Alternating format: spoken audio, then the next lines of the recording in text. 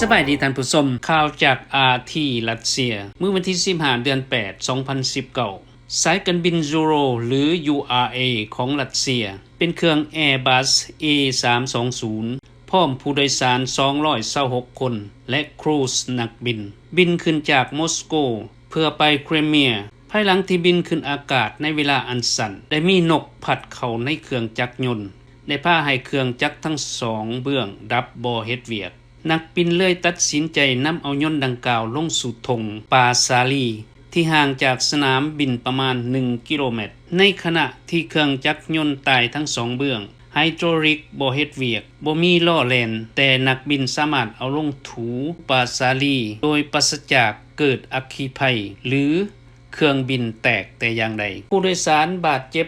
74คนได้นำไปกวดหรือพยาบาลที่ห้องหมอแต่ทุกคนปลอดภัยบ่มีผู้เสียนี่คือน่าอัศจรรย์และสื่นชมกับความสามารถของนักบิน